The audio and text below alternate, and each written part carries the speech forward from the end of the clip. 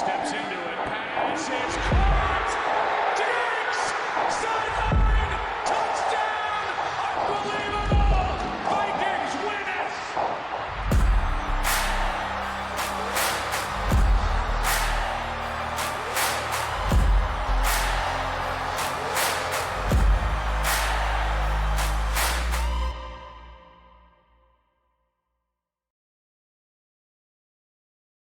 Hello, ladies and gentlemen, and welcome back to your favorite sports podcast show. I am your host, as always, Cooper Pose. Join with me tonight, once again, my co-host, Weston Murphy. Weston, how you doing tonight on this fine post-wild card weekend? Let me tell you, I couldn't be better, Coop. We're obviously popping bottles tonight in celebration of the Dallas Cowboys victory that you thankfully called. Thank you so much for that, Coop. Appreciate it. I mean, what else can I say? I had chicken minis for breakfast this morning. Chick-fil-A, shout out. I'm winning. I'm living. They serve chicken that early like that? Anyway, what a Mark question. Vince, how you doing tonight? I'm doing great. I don't know what the chicken minis are, so I guess it was kind of a bad question. Oh my God. Everyone's going to think we're a bunch of fucking hooligans now. Kind of losing right now, dude. You got to get on that. Yeah. Your team doesn't make the playoffs and now you don't even know what chicken minis are? We got to get this guy to Chick-fil-A breakfast stat. If anybody can help us out, just go ahead. I just want to say, your team won their first away playoff game since 1992. 93. Yeah, 92, 93 season. It literally said 1992, so I don't think it's 1992, 1993. And you're talking a lot of shit. No, but I'm not talking shit. I was just saying, like, your team didn't make the playoffs and you don't know what chicken minis are. Delicious, delectable breakfast from Chick-fil-A.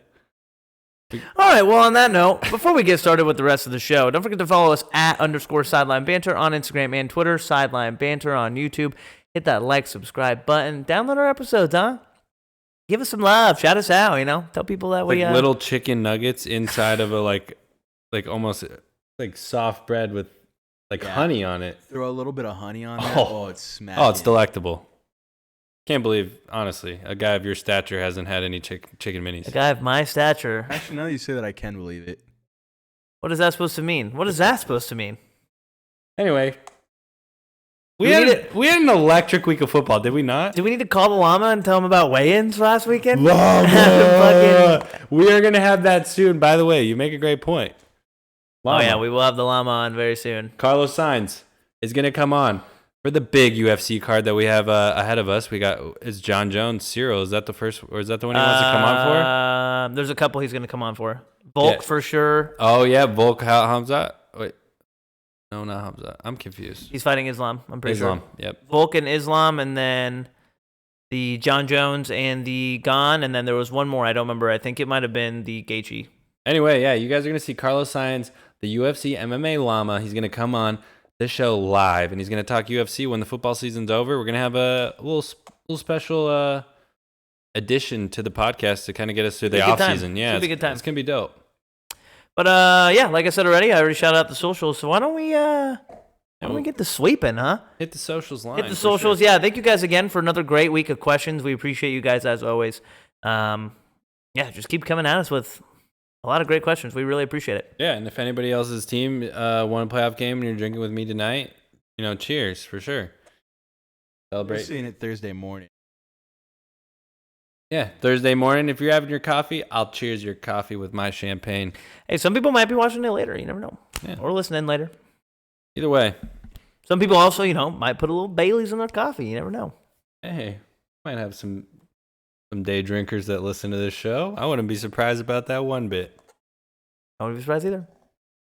Let's go ahead and pivot to, I don't know if this guy's day drinking or not, but he's a fan of the Arizona Cardinals, so he might as well be, right? Alec Bushman. What a fucking guy. Oh, nope. Oh. The slides. Excuse me, guys. The slides. We have the camera, not the camera, but we have this, the view for you guys at home. Spence has, like we said, elevated it to the next level. So now we have the questions available for you guys to read along with us and see. Completely threw that one out the door, but who saw that one coming? Everyone. It's hilarious because you were looking down at your phone and Spencer just went. Forgot I I did. spent time setting this up so that it's all in order, and he just completely threw that out the window. I forgot I don't need to look at my phone anymore. Shout out Spence. That's because I didn't give him enough credit at the beginning of the show. So let's run it. Yeah, if you guys get a chance, please slide in Spencer's DMs and just give him a thank you. Yeah, he just really appreciates He it. really Just hit him with a nice appreciates it. thank you. He's really digging that lately. So hit him with that. But let's jump straight to it. First question, huh? Yeah. Now that I know the questions are available to everybody to read, I'll go ahead and hit him in the proper order. Shout out Steven Lisevsky, loyal fucking question Little asker. guy. Do you think Mr. Purdy, Big Cock Brock? He didn't say that, obviously. You can see that now. I'm the one that threw that in there. Has the ability to go any further in the playoffs? Question mark, question mark. Well, Steve. Unfortunately, Brock is running into the Dallas Cowboys this week in a very anticipated NFC matchup, which my man Cooper over here has already made public knowledge I know, I wish I could take it back. that he firmly believes in the Dallas Cowboys. He referenced the feeling in his bones is giving him My inclination. bones have not been feeling pretty well lately, so. Oh, so now he wants to go on his word. Go ahead and express to the people what you were No, feeling I did. earlier about the Dallas Cowboys. I do think Dallas is going to win this weekend. I'm pretty confident about it. Do you I think feel like. Brock Purdy's reign ends here in the playoffs? I don't think it's more necessarily Brock Purdy. I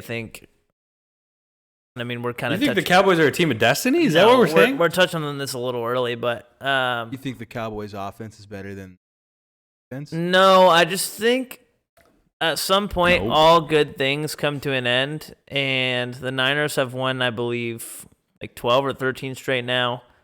Purdy's won 5 straight, so I don't know. I just feel like they're running into a team in the playoffs that's definitely a lot different than Seattle. I'm not saying that Seattle wasn't a good team, but they weren't a great team. Mhm. And Dallas has been a team that's really, we've seen progressively get better as the season has gone on. Obviously, that last game, Week 18, wasn't a great look for them, but they cleaned it up in the playoffs and they went into Tampa Bay. And even though Tampa Bay is not really that great of a team still, it's still a Tom Brady-led team. They still just won the Super Bowl 2 years ago with this exact same roster. So it's not like they were going in there to play like some team that scraped in and got in at the last minute. Like, I mean, They they kind kinda of did, but because They really did. because their division was bad. But still, like, the Buccaneers aren't just like a pushover team. Like, they're still a Tom Brady-led team. They still have the talent. So to me, I think Dallas was still the better team in that game. But the fact that Dallas went out there and took care of them the way that people were saying, I guess technically the seeding doesn't matter. A better record team should have gone in there and taken care of Tampa that way. That's what kind of gives me the confidence to think that this Dallas team is a little different than Dallas teams we've seen in the past. Because usually, and you can agree, and most Cowboys fans can agree, first round of the playoffs is usually when we see Dallas kind of have those slip ups and see them choke or sorry. just see things not go their way. And other than the missed extra points, Dallas played a perfect game last weekend, or on Monday. So Dak was on fire.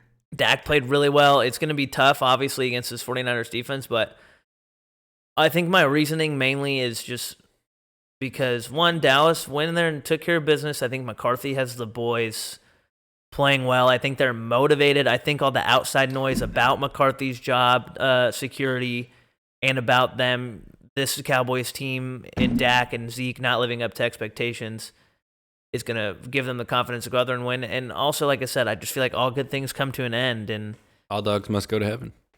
everybody loves an underdog story, and I think we're getting a mixture of the underdog story with Dallas with, 49ers have been red hot for a while. Are they going to ride this win streak into the Super Bowl and win it all? Maybe, but I think it ends this weekend. Interesting take for sure. I'm not going to complain about it, but our fans might. You surprisingly made that take about Brock Purdy more about the Cowboys than anything. But situationally, I got to be a smart fan here, and I'm a big fan of Brock Purdy. I think he's Hey, me as well. very accurate, and I think Purdy has more than enough ability to go ahead and take them further in the playoffs. I think Dallas is obviously their toughest test yet, that Cooper kind of went ahead and touched on, but I don't think by any means this is a team that they can't, go ahead and beat. Their defense is definitely, I would wager to say, superior just because of the middle linebacker, honestly, because in reference, I would say Parsons and Bosa pretty much cancel each other out, and they have I don't know. Our DBs might be better depending on the day, but we're really lacking in DBs right now. We need help at the other corner position, and that's where we have a liability. That's why I'm really scared, because they do have weapons on offense where they can be able to get open, and they get guys open very easily with Shanahan. Brock Purdy is accurate, and they're able to protect. The really only chance we have is Micah really having a big game, and he's going to be going against Trent Williams for a majority of the game if we don't creatively get him along the line. Sorry to cut you off, but both sides of the ball are going to be interesting. Smith versus Bosa and Williams versus Parsons will be an interesting matchup for both sides. Yeah, and I mean, what I hold my hat on as a Cowboys fan is kind of what Cooper touched on a little bit, or at least alluded to, is that Brock Purdy hasn't had a hiccup yet. He hasn't had a rookie moment. He hasn't had a game where he kind of floundered, and obviously you can't do that in the playoffs, but we didn't see him do that in the regular season, and he hasn't done it to this point. So that's what I'm really crossing my fingers, is that Brock Purdy has that rookie moment where he's like, he makes a few mistakes that in the regular season maybe wouldn't bite the team in the ass as hard as it would in the playoffs, and the Cowboys are able to take advantage of that. I don't see that happening if Dak isn't able to perform, and a lot of Dak's performance is directly correlated to how the line performs, and they have one of the best defensive lines in the league. So, and we're injured at offensive line. We don't really match up well right now. I think if we maybe get a little bit healthier throughout the week, I'm not, obviously, as an unoptimistic fan in general, I'm not feeling very good about this game. I know the 49ers are a really good team, and they're going to come out really prepared. Mm-hmm. So if we don't come out prepared, we'll get our asses stomped real quick, and that's what I really hope doesn't happen. And this is a game where I hope it's not an overreaction from last game as far as Dallas offensively. I hope they don't see the last game and say, the way we're going to win is by dropping, Dak back 30 to 40 times and throwing the ball over the yard like we did last game. We were very balanced, but just because he had the 4 touchdown passes does not mean that's the key to success. Tampa Bay was playing off coverage for a majority of the night and really gave us anything we wanted to have offensively. Dak didn't really do anything out of the ordinary. The 2 passes to Schultz for the touchdowns were completely wide open. A lot of people ate after the catch for him most of the night. Like, if you see a majority of his passes, he wasn't having to make very hard reads or fit the ball in a tight coverage. Like, I'm not trying to hate on him, but the overreaction that the last game is going to get is not going to be antiquated from playing a really good defense like San Francisco. And that's what I'm really nervous about, is that we're going to be able to bring that type of play to a really, really good opponent. So, yeah, it'll be interesting. But I think we could both agree Brock Purdy could definitely beat the Cowboys. Yeah. He's got the skill. My point is more, I think Brock can definitely Why take not? them. The team around him is more than good. I just kind of am more, there's something for some reason about this game, about this Cowboys team.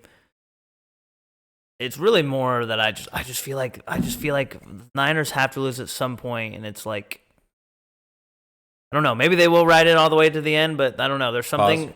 Pause. There's something about it for some reason that I'm really just like confidently feeling like Dallas is going to win this weekend. Hey, who knows? You heard it here first. I mean, thanks, Coop, for the feeling, but I think it's going to be an interesting matchup, and could very well see Brock Purdy going off for 2 to 3 touchdowns and no turnovers, being the player of the game, and they move on to another NFC championship. It wouldn't be a big surprise to me. But, I got my 1 playoff win. I'm very satisfied as a fan. I don't want to be ungrateful. I mean, everybody said we were going to be a first-round exit, and like Cooper said, we got the win.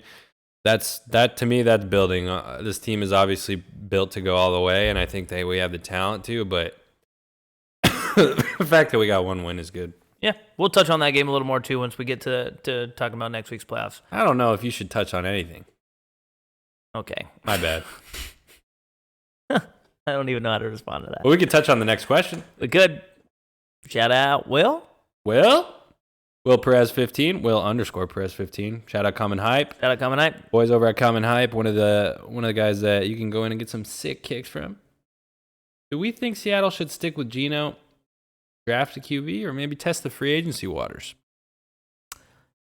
I think if a quarterback is there, My answer might surprise someone. you want to go first? Or you want me to go first? No, you go first. I got a little hot take though. I think if a quarterback is there, maybe where they're at. 'Cause I think they're 5. They're either 4 or early. 5. They're early, so I think it really just depends on. They better not. Don't take a QB. I don't know. We both I feel said like, it. This class is poop. I feel like this class. I mean, yeah, we have talked down on this class a lot. It's like the Carson Wentz class. I don't think like there's definitely some future in this class. I feel like I don't think it's as good. I think we've already said it. You've said it a couple of times. I think Levis is probably going to be the best guy to come off the board. But again, we don't know. Personally, I think you ride with Geno for a year and try and get a quarterback next year. They got to sign him. You got to take that into account. They got to pay him. I feel like So there is no ride it for a year. I feel like if it was me, let's say franchise him, but that would be an overpay, right? because what is Seattle? Yeah, I think if they franchise tagged him, it would be like, I think right now for quarterbacks, I think it's like 20 mil. Yeah, It's Deshaun high. fucked the club up. It's really high. But And A-Rod. I don't know. That is an interesting situation because to me, I don't know what Seattle needs. I don't know what their needs are. I mean, they have a top 5 pick. They got 2 tackles, running back. Yeah. They got receivers covered. So if it was me, like I would maybe trade that pick with a team that Trade you back. think might be trash next year and try and get another early pick next year and go after Caleb. That's just my opinion.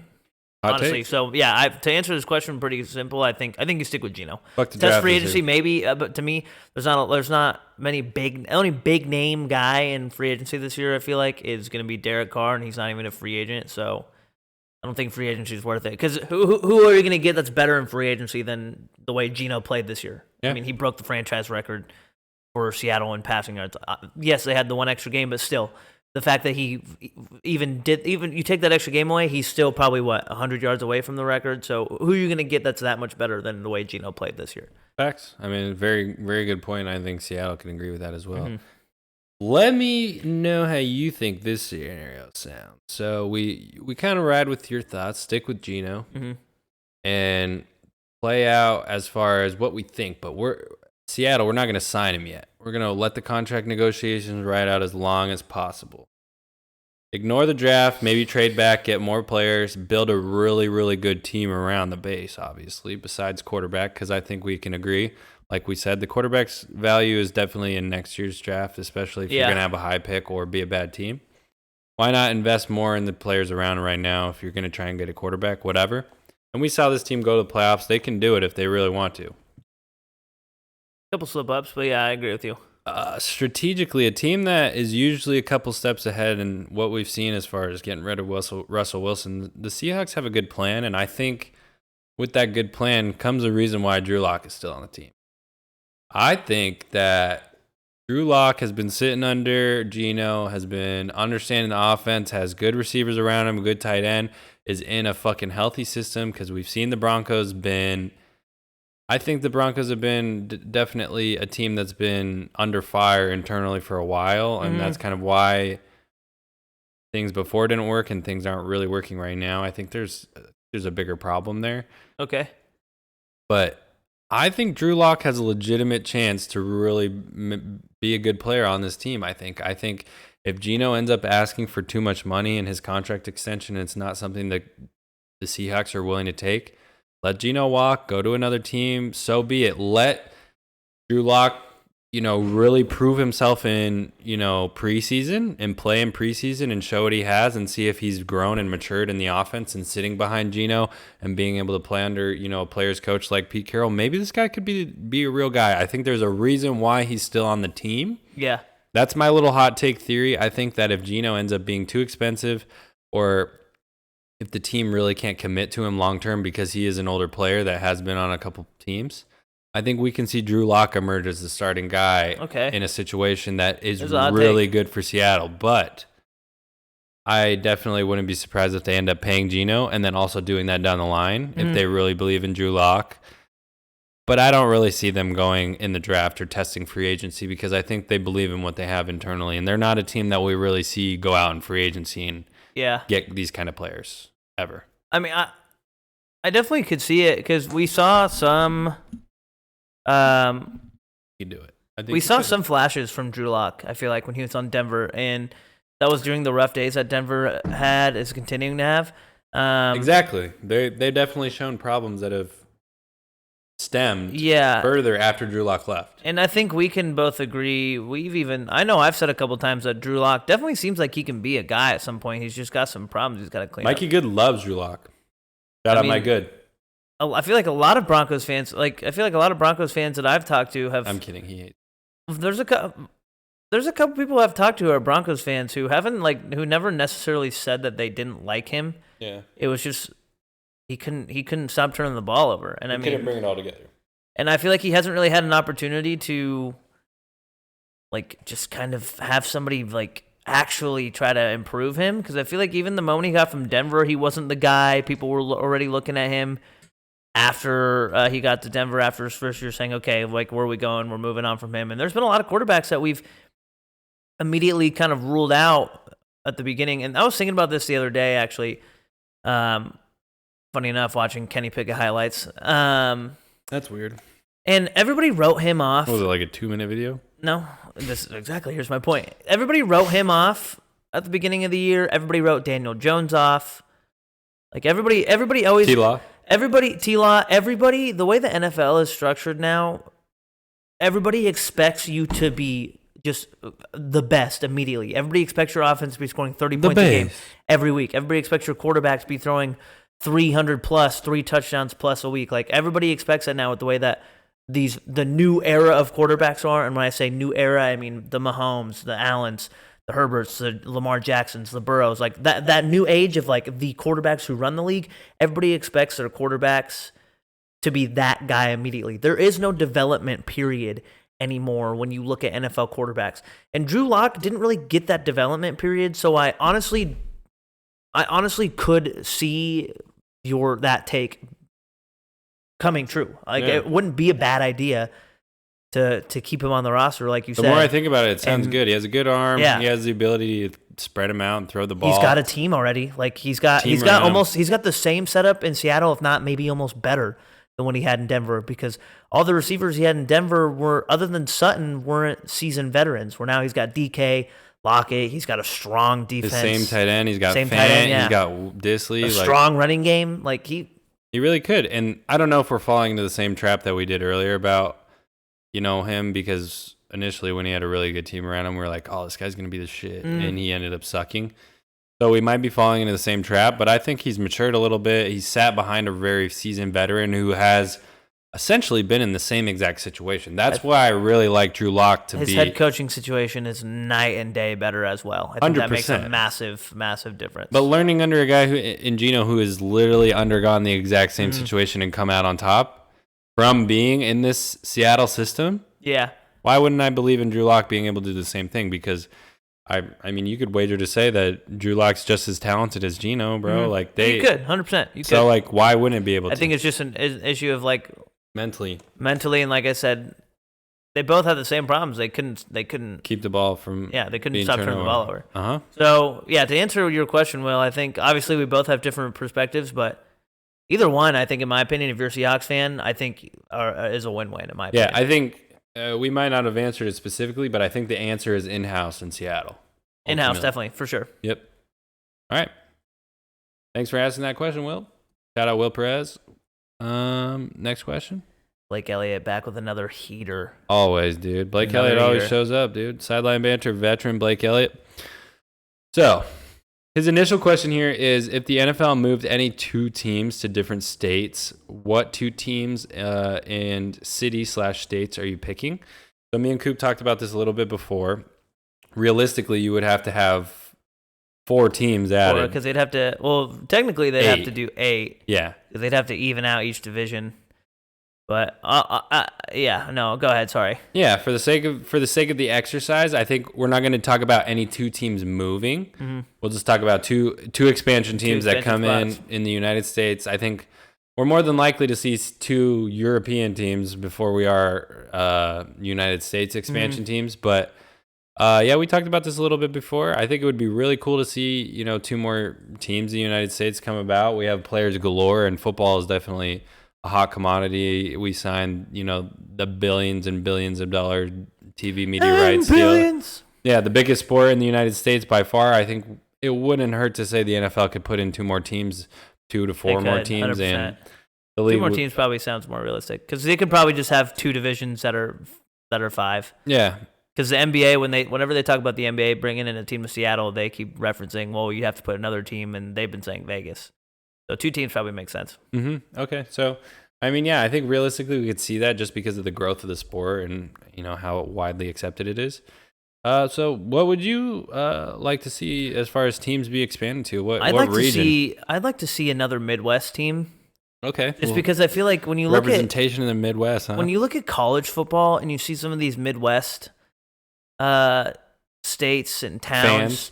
the way they follow their college football team, like that's all they have. So Yeah. they like college football, like the Nebraskas and even Wisconsin. I know they have the Packers, but Wisconsin is still like a super, super heavy followed school. Like, Do we really need another cold weather state though? I think that's counterintuitive to but the NFL. when I think about it, is like we're on the West Coast. They want the points. You said one earlier that I was a fan of in Salt the Lake West City. Coast. Salt Lake City would be good. Throw the gang a But Utah I feel like team. why not put 1 and 1? Like one on West Coast, one on For sure, East Coast. for sure. I really like Salt Lake City. I don't think I could see because it'd have to be somewhere where it's going to obviously be a market, and that's why when I say Midwest, it'd have to be somewhere where there's a massive fan following with college football, like Nebraska, for example, or even Iowa. Like somewhere in Iowa or Nebraska, like if you're talking Midwest. What about Bama? Bama. Drop a team in middle Alabama. Bama to me would be kind of hard because I feel like Alabama. Yeah, right. It is the state. Oh, like it is the state. Mhm. Like even like And you got the Saints, and you got the fucking Falcons around. like that them. whole area is already so populated with, and then you got all the teams in Florida. Like that whole area is so populated with, like whenever you go to, so we have family friends in Iowa, and whenever we go to Iowa, everybody who lives in Iowa is a fan of a different sports team because there's different states connecting to Iowa. So it's like there's people who like the Packers, there's people who like the Bears, there's people who like Minnesota. Like it's like they're already so like all over the place. Like if you went somewhere like Nebraska or Iowa who has really strong college football fan level and they all are kind of separated in NFL, like if you put an NFL team somewhere there, I feel like people are gonna be like, oh, we have an NFL team now. Like, what if they did one in Alaska and Hawaii? Alaska would be kind of nuts. That'd be wild, huh? When we were, I don't know if you'd have enough people there. Alaska would be tough. Alaska would be Hawaii. I don't think would be as bad. Still very hard. Hawaii would be hard. I feel like because like we don't even really hear much about like the University of Hawaii's football team. Time zones. Regardless, if you bring a professional sports team to anywhere, it's gonna draw a crowd. But yeah, you're right. Hawaii would be. It'd be interesting, but it would, like teams would have to fly out to Hawaii. Like time zones are different. The Logistically, Monday probably, or like the Tuesday before their game, so that they could get used to the schedule. And then they would probably have to literally, which most teams I'm pretty sure do, but they'd probably have to get on a plane like immediately after the game and fly back home, like to get back home, get corrected to their time. Like it would be tough. It would definitely be tough. Alaska, I think, would be tough as well. Alaska would be interesting. They have to play at night, just like during the day. I mean, I guess it doesn't really Pitch count. black during the day. But even Canada, like that'd be cool. Like honestly, I mean, Buffalo is kind of like. Yeah, if they did an expansion, it would have to be international. Yeah, Buffalo is kind of like Canada's team, and because we could definitely see a Canada team when we get the European expansion. But I do like yours. I do like Salt Lake. I think Salt Lake would be probably the best area. I think would probably be the best area over on this a little side. Storm and Mormon football action. You might be able to throw something in Oregon. See, I was thinking about Oregon, but I don't know. There's something about Oregon to me that doesn't scream like. I mean, yeah, the Nike facility is there and everything, but like, I don't know. There's something about Oregon. They couldn't do it in Portland. It would have to be somewhere besides. Yeah, it's something about it just doesn't scream. I've honestly never been to Oregon either, so I don't know like what the life like is there. Like, to me, like you could go to Iowa, and you could build a fucking mega massive stadium. Yeah, but in the city, and you could have people. People would go. In Oregon, it would be weird. In the city, it wouldn't really fit. But I don't know. It would be interesting for sure. Yeah, in Portland, you couldn't do that shit. Too small. Eugene's not. See, that's why I think huge either. Eugene. It's not massive. That's why I think whenever I think like football team, like you could. I keep going back to Iowa. I think Iowa would be my team. That'd be one for sure. Iowa. What's also crazy? There's a lot of like Hawkeyes fans everywhere. I feel like I see them in every state. Yeah. So they ride for their. So I'm saying, like, at least they're kind of. It would have to be. They're a college town. That's all they got. It would have to be a town or a city that doesn't have an NFL team already. Yeah, for sure. Oh yeah. I don't want to see a team in another state that already has one. I'm tired of like the NFL stacking so many teams in one state. Like, yeah, fuck that shit. Like there's 3 Florida teams. But that's just because of the market purely because the other states are fucking trash. There's 3 Florida teams. There's still 3 California teams. Yeah. Oh yeah, because San Fran. There was 4 at one point. There's 2 in Texas. There is 2 in Texas. There's 2 in Maryland, right? Because Baltimore. Yeah, Washington. So yeah, I guess whatever. Like, you know what I mean? Like it's 2 in Pennsylvania. Like I wish Virginia, Maine. I mean, you could probably throw in there. Yeah. The Maine Mountaineers. So I'm saying an East Coast team or Midwest would be interesting. I mean, we probably won't see an expansion for a while. Kentucky? But see Kentucky. I don't know. Kentucky's a big state. Yeah, Kentucky would be cool. Kentucky would be cool. It definitely like a Midwest team. I feel like would bring some grit too. Like you'd be like, oh, we playing fucking Iowa. Like, what is there to do in Iowa other than there's nothing to do in Iowa other than drink and like yeah. So you're just like, you just focus on football. I play professional football and a lot of people would not want to go play there. I mean, yeah, trash. You're right. But Cedar Rapids isn't bad. They could put a nightlife in Cedar Rapids a little bit, with the stadium, there could be some stuff going on. But another great question from Blake. Yeah, shout out Blake Elliott. Always gets the juices flowing. Pause. Definitely alternative questions that hit different for sure. Shout out Blake _Elliott _34. Let us know in the comments. Where would you guys like to see an expansion team? What city or state would you like to see pull up? And go ahead and throw in your wackiest suggestions as far as team names. Maybe even see your favorite team move, Yeah, if you're really that inclined, you hate your state that much, you want to see your team go somewhere else or come to you. Speaking of that, what about Bears talking about possibly moving that last second pitch for a stadium improvement? Oh, yeah, they're talking about moving out of Chicago. Yeah, they're talking about moving out of Chicago. Yeah, they already are. Yeah. Arlen Park or Highland Park. It's happening. Yeah. It's a last-ditch effort to try and keep it in the city. That's visual was insane.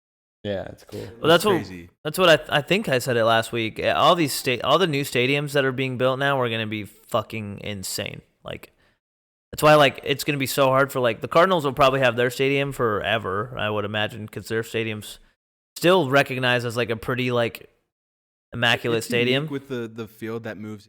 Mm-hmm. The grass. Well, and I feel like the actual design of the arena as well is kind of the first of its kind. Where now you see Oakland's kind of resembles it a little bit, where it's almost like that spaceshipy kind of enclosed, massive structure.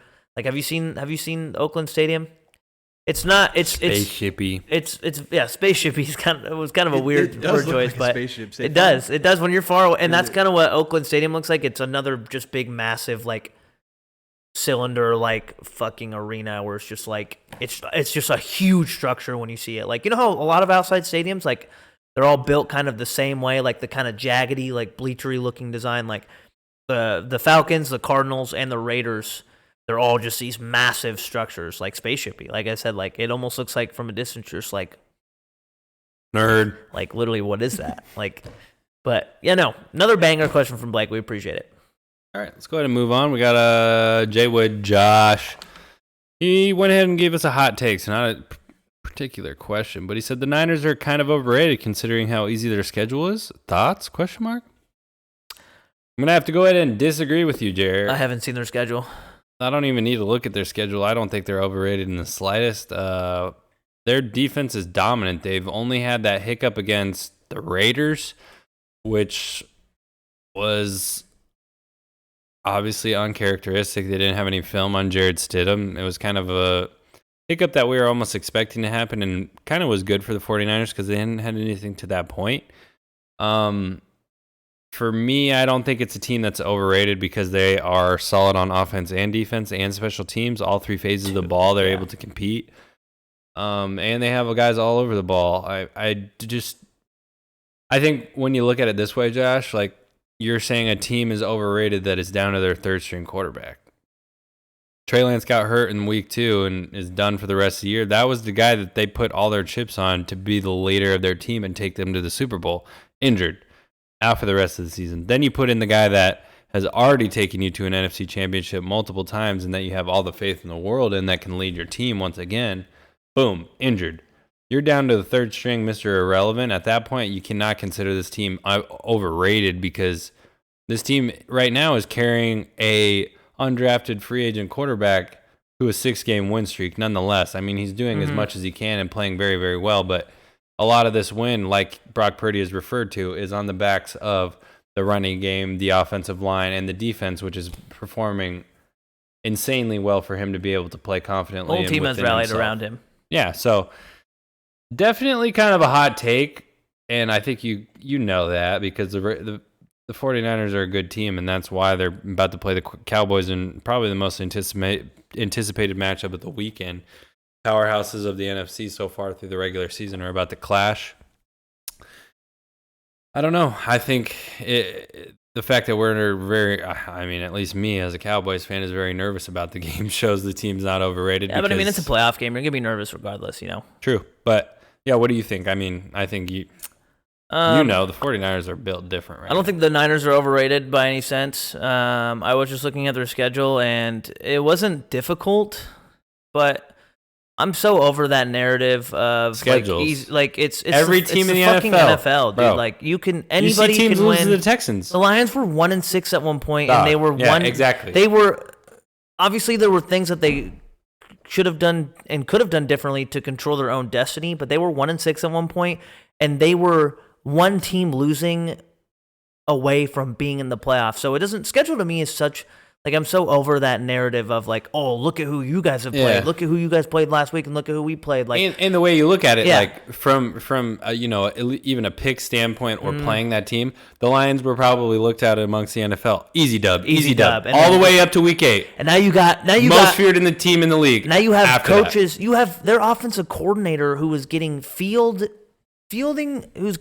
for head coaching positions is deciding to stay with the team because he says they're building something special. Dog. Like that's America's team. I told to the Cooper. Point.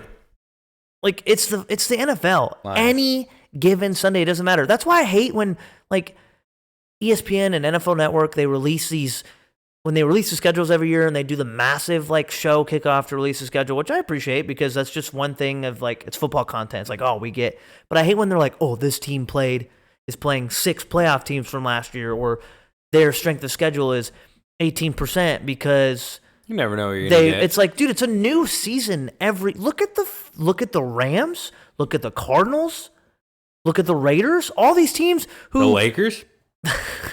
The Lakers? My bad. All of these teams. What the fuck does that have to do with football? All of these teams that were supposed to be good again this year and that were in the playoffs last year were all shit this year. Like it's a new season every single year, and like this isn't college football. Like this isn't when you watch Bama build their schedule every single year, and they play shit teams the majority of the year. Yeah, well, Weston said bitches, but they play shit teams year in and year out. Like this is the fucking NFL. These dudes are built different. I mean, they're getting paid to win. They're getting paid to perform. That's what I'm saying. Like, every guy's going to come out there and probably give their best. Nonetheless, I mean, depending on how bad your team is, you lose motivation. And I think team camaraderie down the line, which is really, really important. But yeah, Coop pretty much hit the nail on the head. Like every team is going to come out there and give their best. So it's very hard to, nail a team underrated or overrated because that's the biggest thing to me. Like I looked at that. The Lions going through, week 1 through 8 were easy dub. Oh, we're going to fucking trounce this team. They got a shitty head coach, doesn't know shit about football, and then literally went from that to the most feared team in the NFL for the last 8 weeks of the season. Yep. Nobody wanted to play them. Nobody wanted to see them. Nobody could see them when they got on the field with them, and they ended up fucking making the ultimate push to almost make the playoffs and ended the season on one of the highest notes, I think, in franchise history in recent years. Oh, yeah. Dude. Beating Rodgers twice in 1 year is literally a monumental feat in Detroit. No hate to Seattle because they were pretty much in that game up until really the fourth quarter, but I think we all would have much rather seen Detroit play San Fran last weekend. There were some crazy calls in that game. I think 100%. I think that would have been such a better game if Detroit had played. Yeah, I mean, especially considering that 49ers and Seahawks played so recent before that game. It would have been nice just to see the Lions give them a run for their money. And, I mean, me being the Cowboys fan, I think that the Lions would have given them a little bit more fits than maybe the Seahawks did and made them a little bit less comfortable going into the, second matchup in the playoffs against us. So I would have probably liked to have seen, Dan Campbell and Ben Johnson put on the pressure a little bit more on them. But yeah, I mean, I referred to it. I think damn near Lions, after the showing that they had on Hard Knocks in the preseason, they're fuck the Cowboys. They're America's team, bro. They have really the hearts of America behind. Really, the 49ers are America's team, according to Nick Bosa. Is it?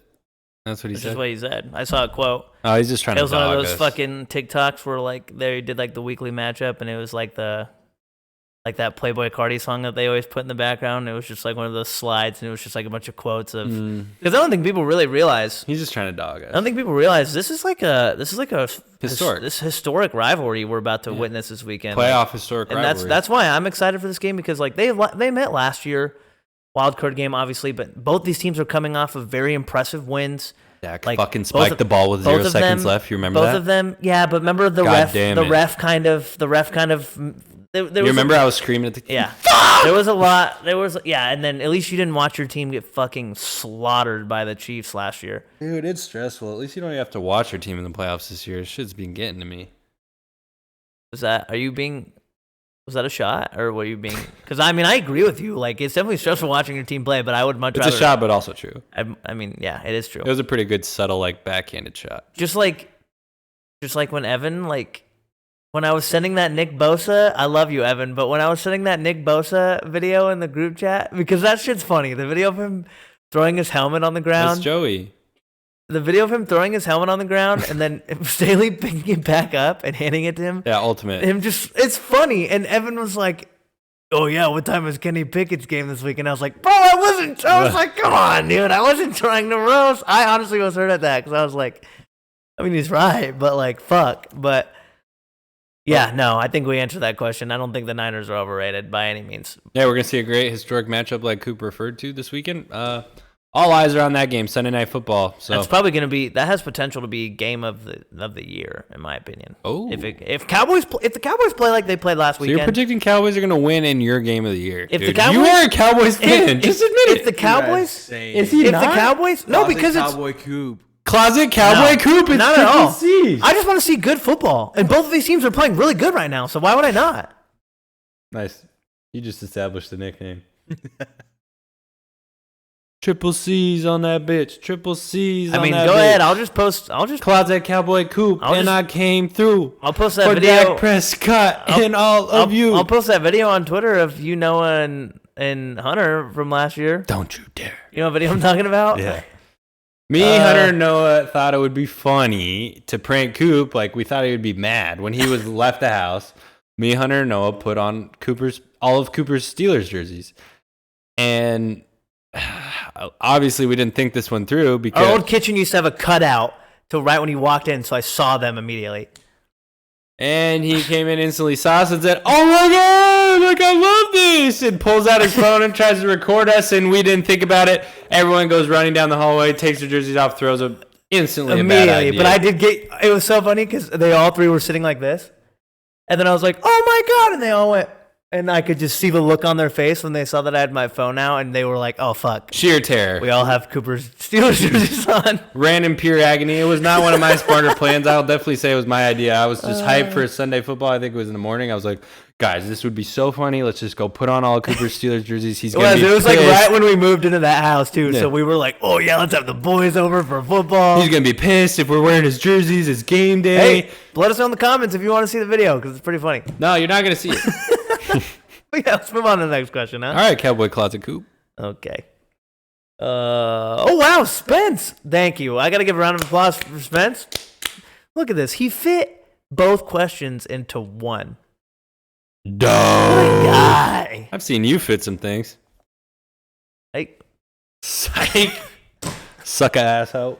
Okay. All right. Next question from Al Bushman, weekly listener. We love you, Al. Shout out. Which team? How do you feel about that GM hire, huh? Monty Ossenfort? I know. Did you see what he said? He said, "Nice. Our GM's name is Austin Fart." Yeah, that was a good one, That Al. was funny. That was good. But yeah, that guy's fucked. Yeah. He said no ego allowed in the rebuild. Sorry, No I ego. cut the question Hey, off. and guess what? You can see that on the ticker below.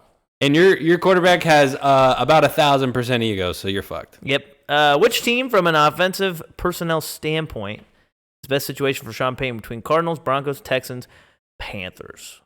Well, we know what he wants us to say. He wants us to say Cardinals. And I think it's a tie between the two, personally. Yeah, we talked about this. You're setting yourself up. There. Well, between the Cardinals and Broncos. the two actual between the Cardinals, teams. the two teams that I think are because the Texans are thrown in there because Sean Payton did say that he would not be opposed to coaching the Texans. Really? Yeah, he said that. I think it was last week, right before the playoff games. Oh, There's a smokes quote. crack. Somebody asked him if he would. Somebody asked. I think I don't want to say it was Colin Cowherd, but there's a quote of him saying that he would go coach Houston. I don't know where the Panthers are coming from. Maybe just because they are a team that has with talent, somewhat of a good roster, and they have a head coaching vacancy. Why would he want to go back to the NFC South? Yeah, We're I ruling that out. don't think he would either. Not gonna go play the Saints. And I think Wilkes will be that. I think Wilkes will be the head coach for the Panthers. Wilkes is that guy. But Houston is a project. They're a project. So I don't think he's going to want to go there. He's going to want to go to a team that's somewhat built already for success. I saw a good take. Can I interrupt you? Yeah, go ahead. I think Houston, shout out Theo Ash, should hire. I hate to say it, but if they were a smart franchise, it's a boring hire, but throw all the money you have at Dan Quinn.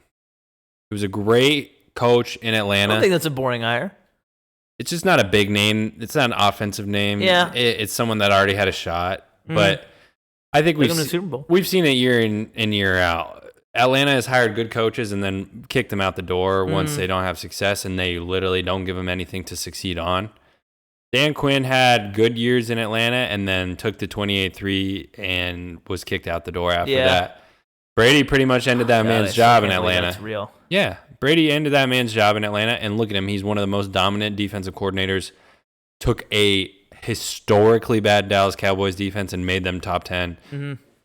He's ready for another opportunity. I hope to God he doesn't get it, but that's what Houston should do. They should really throw all the money that they can at Dan Quinn, keep him in Texas, and just move him down to Houston to be the head coach. But I do like Don't that. do that. I like Dan Quinn. shout I out like Theo Dan Ash. Quinn. That was his take. Yeah, no, I think it's really hard to choose between because with the Broncos, you're getting obviously a quarterback who's done it all, a defense that's been strong for a pretty long time now, and an offense that is kind of still trying to find their identity. I feel like, Denver.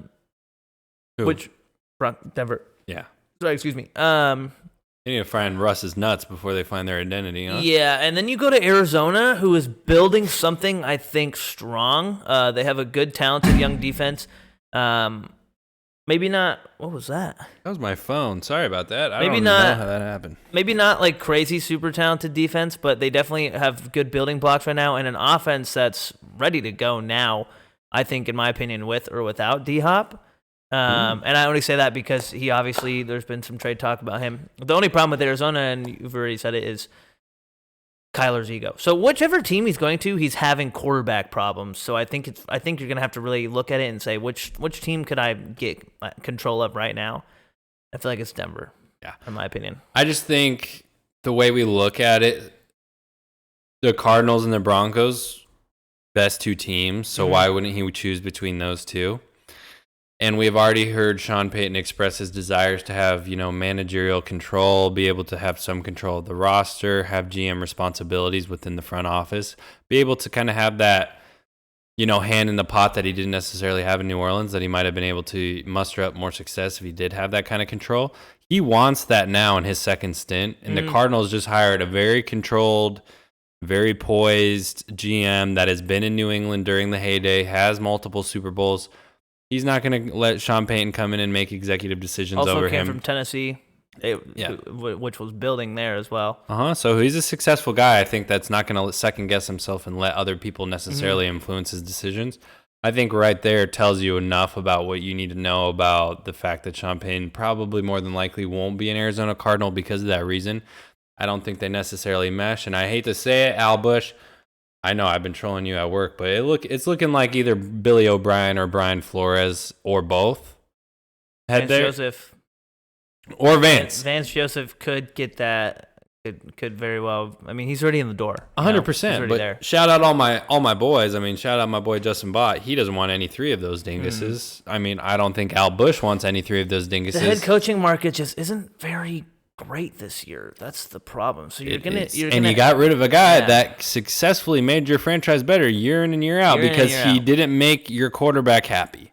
yeah. So Cardinals, you might reap the fucking demise of the situation that you did because I don't know. The more that I think about it, I don't know if Cliff was the right decision getting rid of him. I don't think it was either. He's a guy that I think you might regret getting rid of because he consistently made the franchise better in the first 3 years of his hire, was able to bring Kyler back, and make this team a team that was even a contender, let alone scary, let alone a place that a player like D-Hop would want to go to in free agency. Before D-Hop and J.J. Watt. 100%. We would have never seen anybody like that go to a team The J.J. like Watt signing, I remember, was like actually monumental. Like I was like, what the fuck? Everybody was like, what the fuck? Why?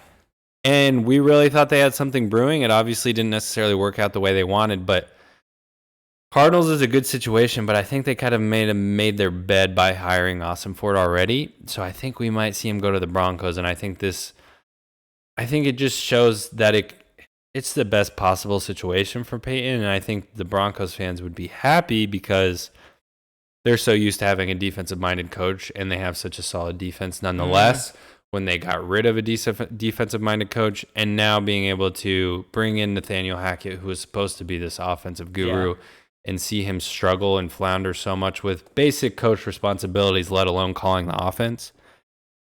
Bring in a guy that's done it before, taken a team to a Super Bowl and proven to do it and is poised and mature enough to lead a team. Sean Payton could cultivate, I think, a good enough offense with Russ. And Payton to Denver to me just makes the most sense. I think so, Straight too. up. Like when I think Sean Payton, I think Denver. Yeah. So Al Bush, I think you might end up being very, very sad. Your brother might be getting the guy that everybody wants. And they have the most money, so money talks. Broncos are going to walk away with him. And something that we all keep forgetting is that Saints still have to trade him. So it's a matter of Jerry Jeudy? It's a matter of but they want a first-round pick. 2 first rounds. Denver doesn't have picks to give. Denver doesn't have picks to give, and the Cardinals do. So we'll see. We'll see. Yeah, we'll see. I think it's between those two guys, but it's going to get interesting, and I'm going to be there to chirp you no matter what. About whatever coach you guys get. Yeah, we got Herc over there being annoying to our producer. Eric's messing with our producer. Come on, dude. The Sideline Banter mascot. But yeah, Next question. Next question. Jay's Plant 9. Boy. He said, well, this question's a little outdated, my friend, but if the Cowboys lose, which they fucking didn't, right, Coop? Does Big Mike get to keep his job, or will the Cowboys look for someone new? Jay's Plant. I think he's solidified his fate at this point. Yeah, I think you've been signed, sealed, delivered. We went ahead and saw Dak Prescott have the best game of maybe his Dallas Cowboys career under Mike McCarthy in that playoff game, which is ultimately what Cowboys fans and ownership wanted. I mean, we saw Jerry kissing everybody in that booth. He was a happy clam. He might have got laid for the first time since 1992-93 season. And he was blessed to be there, right, Coop? I mean, Jerry. He was hype. Oh, at Tampa? Yeah. Oh, yeah. Do you remember what I was saying after?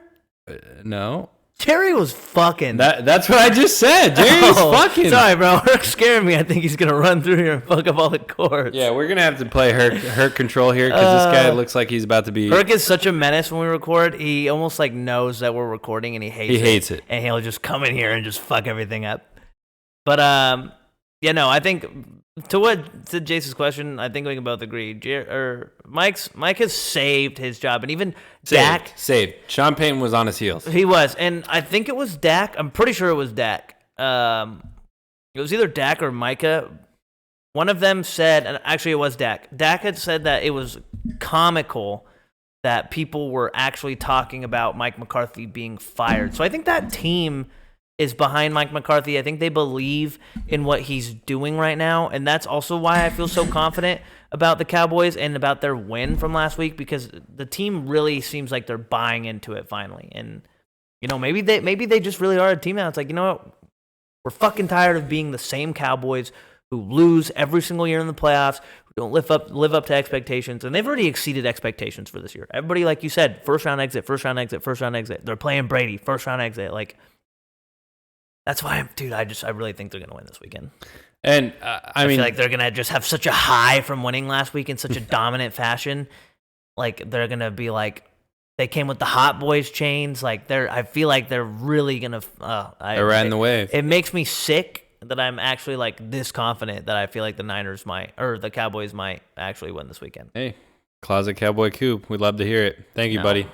But Jace, I definitely think that, I mean, we can both agree here, Coop. Mike McCarthy's a big dumb dipshit.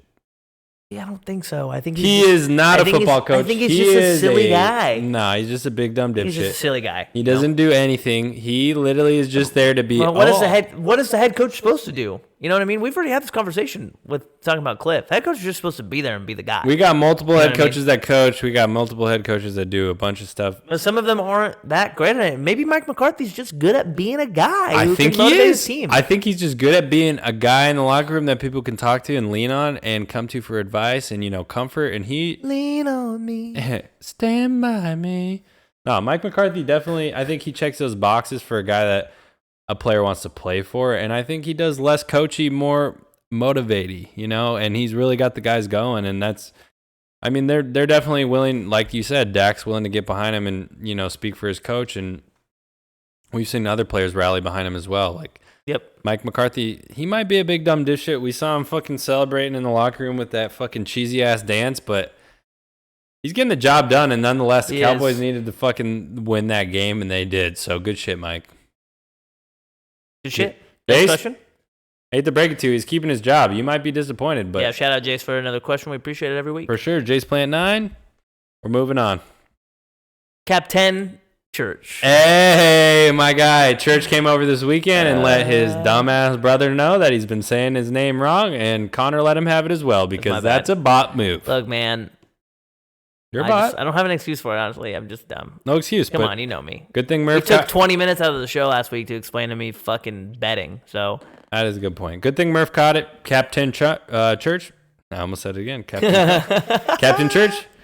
For us out of the playoffs, folks. Sad Bears fan, LOL. When is draft coverage and a mock draft coming from Sideline Banter? Probably. Ooh, we got an anticipatory question. Yeah, probably after the season for sure. I would say probably. Oh yeah, we're waiting for that. Probably in like March. This draft's April. Yeah. Probably Late March? Probably honestly after the combine. Yeah. Oh yeah, we probably love combine. We do love the combine. We love a good combine.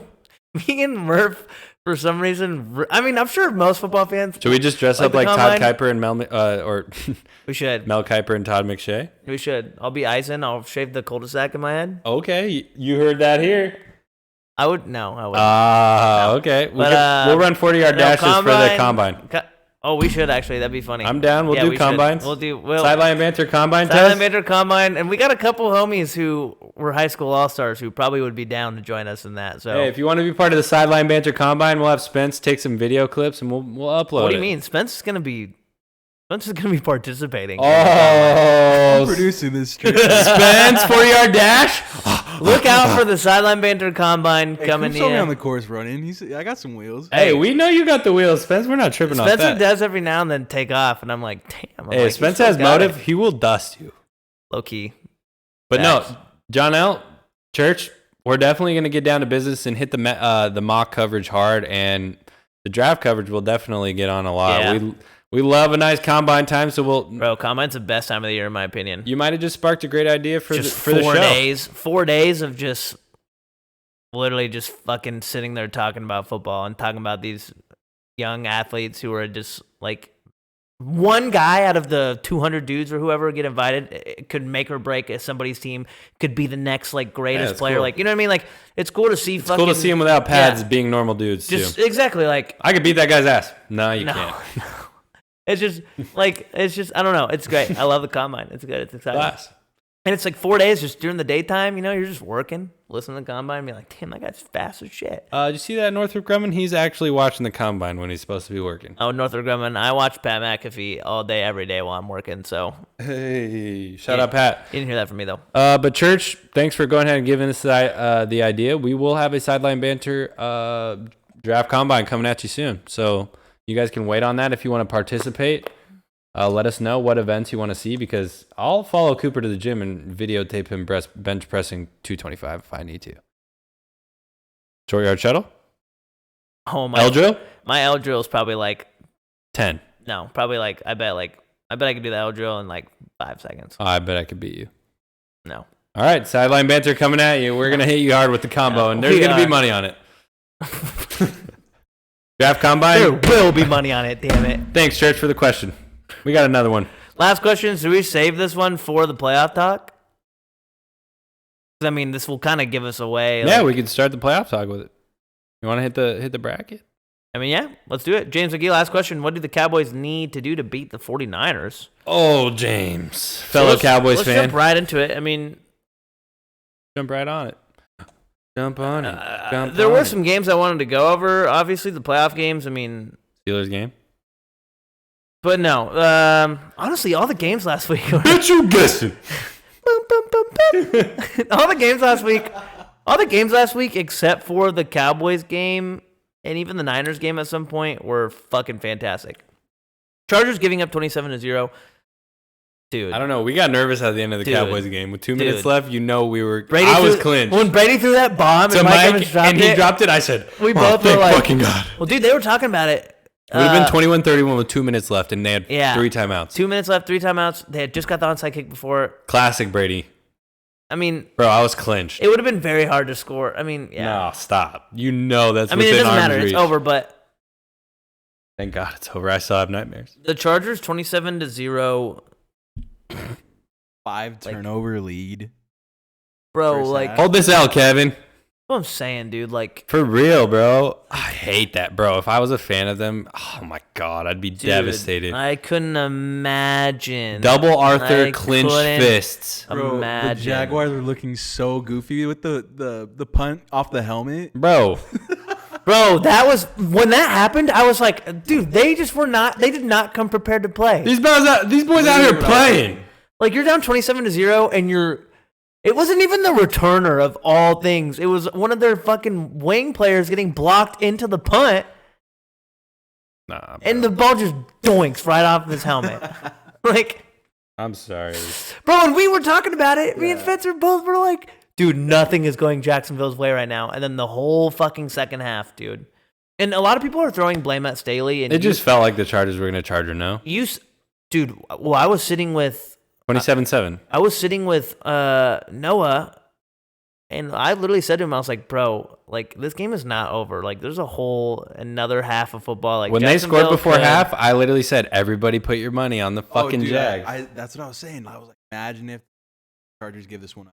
That's why I almost put Evan money made on... $500, so the loss isn't as bad. I mean, he made more than that. He told me he made like $700. That was off to another bet. He Ah. bet the Jags at halftime, bro. No way. $50 on a See, live and that's line. why I don't feel... doesn't hurt as bad. I don't feel bad. $500. I don't feel bad for him anymore. I mean, me either. How are you going to bet against your own fucking team? I respect it. That's why it happened. That's why it happened. I respect it. That's why it happened. He put the energy out there. He put the energy out there for the team to lose. He put the energy out there. I'm sorry. Evan Gilbert, Coop says you're the reason the team lost. If the Steelers were up 27-7, I would... Well, they wouldn't be in the playoffs. Never... Okay, we missed one fucking year. I would never put money on them to lose. He's just putting that energy out there. I don't feel bad anymore. I don't feel bad. Well, he's home, so I think he just got home. That's fine. Why does he always fucking get home? Yeah, right when we're talking about the that Chargers. bums. I don't get it. But you said it best before we started recording. Thanks. Obviously, Staley gets some of the blame, but people thinking that he should lose his job over it. You know, the offense didn't do any. The offense scored. He took the blame. Offense scored 3 points in the second half. Defense didn't do anything better. Insane. After scoring 27 easy, bro. After the defense gets 5 turnovers in that first half and they do nothing in the second half, like that was a team loss. That's why I think Staley's probably not going to lose his job. That's why they fired their OC and their quarterback coach the same day. Like, Staley's definitely going to get one more chance to be the coach. He's got to do something next year. But dude, what a game. What a game. I mean, it was a game for the ages, man. I mean, we watched it at Justin Vought's grad party, shout out. That's where I saw the ending at least, and I don't know. I was obviously sipping a few alcoholic beverages, so it really just felt like I was in a trance. Like I had never seen anything like that. It just really felt like subconsciously this team was going to come back the whole time, and they ended up doing it. Here he comes. And the crazy part is too, like the extra point almost went off the post and missed. You always come home when we're talking about your stinky fucking football team. Probably not after that performance, but that's the thing too. Like, are we taking if the field goal or the extra point damn near missed? Like he almost missed it. If he did miss it, we're taking Jags in overtime. If it was 30-30 going into overtime or what? I don't know. I don't know. Well, because remember they changed the overtime rules where both teams get a chance. I feel like if in the Jacksonville, playoffs, we might get some exciting overtime. I feel like if Jacksonville loses or if Jacksonville misses that kick, I feel like momentum almost swings back to the Chargers, and they almost think in their heads like, okay, like they missed it, we got to correct our shit right now. Like, oh, hello. But yeah, no, I don't know. Super tough. Obviously, unfortunate loss for the Chargers, but. What's up with T-Law celebrating at Waffle House? Waffle House. I love that, bro. My man's trying to get a sponsorship. We watched the mic'd up before this. He went up to his teammate with the camera clearly on him. He said, I love that, we going to Waffle House tonight? Like, bro, come on, dog. We know what you're trying to do. I love that. Yeah, shout out Waffle House. That should be smacking. Shout out Waffle House. Another really exciting game that I think, dude, and this is what makes me so mad because I've made it very obvious to you and Spencer and honestly all of our friends. I'm a Bengals hater. I don't like the Bengals. But you're a hater in general. I'm just a hater for any team except for the Ravens in the AFC North. And I think if Lamar plays in that game, we're seeing Ravens Chiefs. I don't think. Well, I think if Tyler Huntley was an absolute trash bag dog water juice, we would have seen anybody other team. Dude, that is just hard. Literally, that fumble that's the reason they lost. Like obviously they didn't score any more points after that. Like it's just, dude. I'm obviously being a little overzealous, being a hater of Tyler Huntley. I think he's good, whatever. He's obviously he's not. He fits the system within Baltimore, so he's good fit. It's not. My man has an absolute noodle arm, and every coach since youth football has been telling you, if you're going to go over the top with the football, don't let them poke it out. Don't go over the top with the football if it's a situation that they're stacked on the line. He had to see that shit coming. Had no opportunity to be able to hoist the ball over the line and cross the pylon without it getting touched by anybody. He essentially is the one that gave him that game, and that's what won the game for Cincinnati. And that's the thing. Like, they're about to play the Buffalo Bills, and I know Cincinnati fans, we saw Vincent Oserio's backing his team up, whatever. Oh, he's a very active Bengals fan. Yeah, and you guys Vince, you just won off of a fucking absolute fluke. I know your guys' team is a fucking good team, but they really need to come to play against the Bills because that shit ain't gonna fly against the Buffalo Bills, man. That's a team that's already ready to go, and they don't have a fucking backup quarterback that's gonna give you the fucking win like that on a fluke play. It's making me pissed because Tyler Huntley low-key just was giving shit away the whole fucking year, dude. Like, he was in for Lamar and did a formidable job because they have such a good defense and running game around them, but it's just night and day whenever Lamar is in there versus when he's not, and this Ravens team is really going to feel the fucking hurt if they don't have this guy. Yeah, I think it's even more clear now that the Ravens need to re-sign Lamar because if he play, you have your teammates even saying it. Can they re-sign him? J.K. Dobbins even saying if Lamar plays that game, we win. Like that. He feels the same way I feel about Huntley. If that isn't any more obvious that you need to re-sign this guy, like I don't know what other signs you need. And then Lamar posting what some might say is a cryptic post on his Instagram. I think it was this morning. He posted him in a Ravens jersey. So. What does that mean? This is what I hate about the NFL now. Everybody's so fucking dramatic, and there's always something to something. Like, there's always a story to everything. Like, that's not the NFL now. That's just life now. It's like it's. Everybody. I think talks honestly, about yeah, everything. you're right. It's not even NFL now. It's just it's professional sports.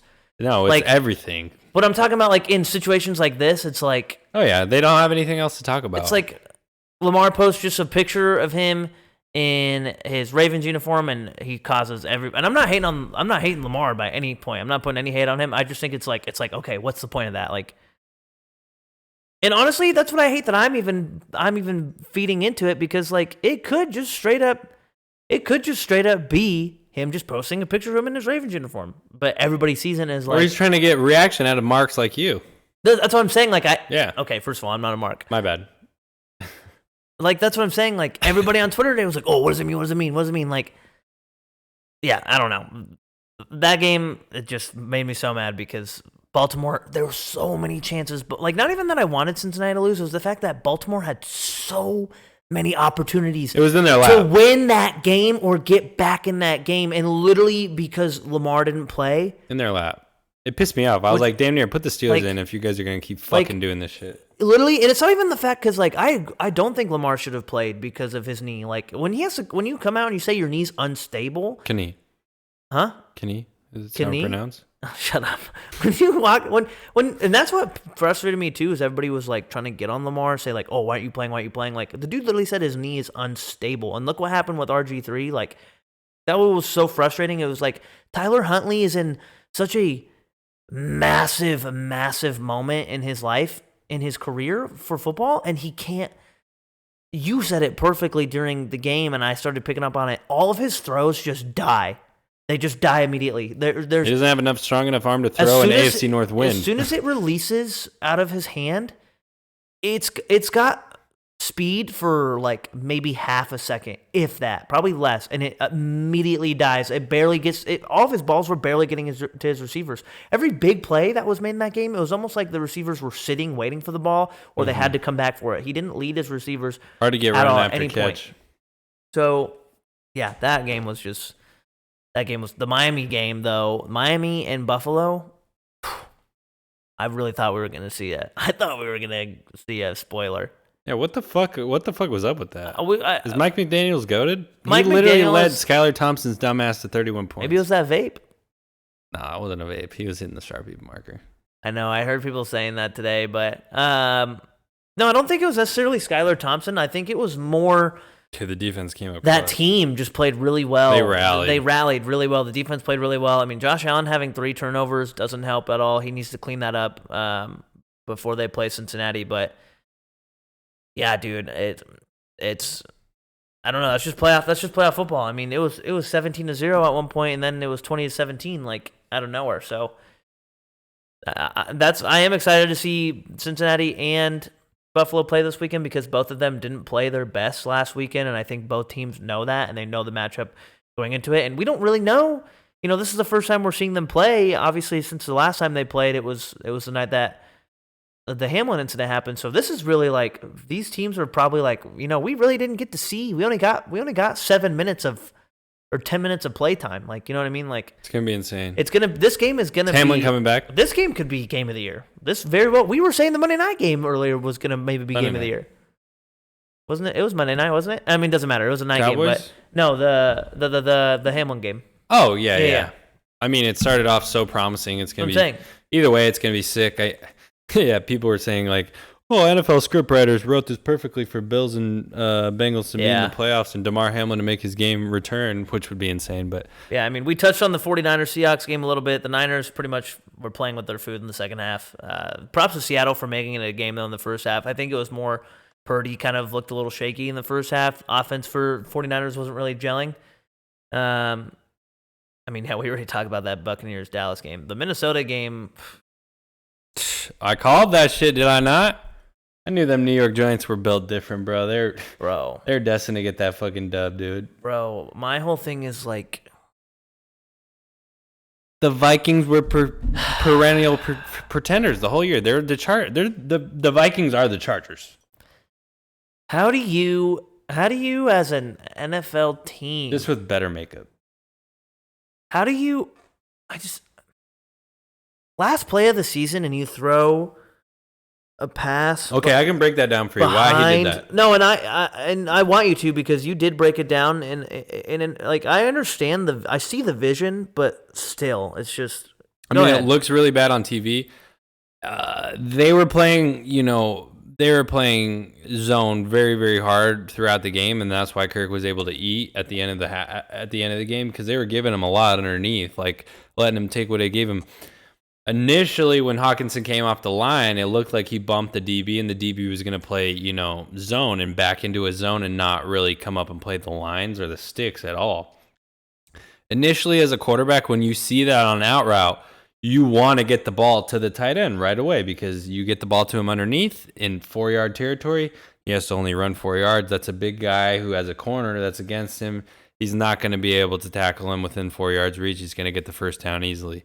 That's a lot of QB's thought processes, and that's exactly what I'm sure Kirk was thinking is, okay, he just beat him off the line, got separation, 2 yards, 3 yards of separation. It doesn't look like he's necessarily playing, flat coverage. Hawkinson's running an out route. He might be in man. He might be late. He might be in zone, and he might be off. Either way, I'm going to get this to Hawkinson out underneath as quickly as I can. He's going to turn up and get this first down. I think that's what Kirk's initial thought was, tried to get the ball out. Realized it was way too late once the DB really recovered and made the play, and he realized he was in tight man-to-man coverage. And that's just a mistake that you're going to have to live with. I know everybody watching the show or the TV is like, fuck, you got to throw it at the sticks. And 100%, I agree. That's where the first place you got to look. But Kirk is not necessarily wrong if he didn't have anything open initially at the sticks.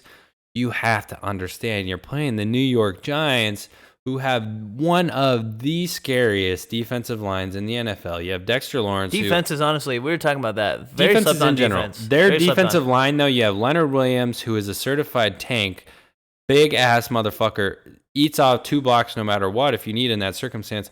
You have Dexter Lawrence, who I think is probably one of the best players in the NFL, let alone one of the best defensive players. 1 and 2 with Aaron Donald right now, I think, as D lineman, and Quentin Williams is a close third. You don't have a lot of time to hold the ball. Kirk understood that because he got fucking lucky. Cam Hayward? Dude, shut the fuck up. He is a... Oh, we're Dude, not... shut the don't fuck even. up. Anyway. You're just a hater if you No. don't think Cam Hayward's a top 5 defensive tackle. Bro, right he now. can't even fucking... You're a hater. You're a hater. You're a hater. Top you're a hater. 5? Top 5.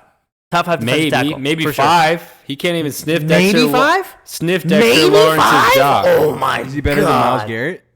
That's not a He's a not defensive D end. lineman. He's a Interior defensive D end. lineman. Interior We're D talking lineman. interior. Interior. 3 technique. Myles Garrett is not 0 interior. had a like. Myles Garrett is pass rushing off the edge. Yeah, no way. 100% of the time. So you got Quinn Williams, you got Dexter Lawrence, Aaron Donald. Grady Jarrett's better.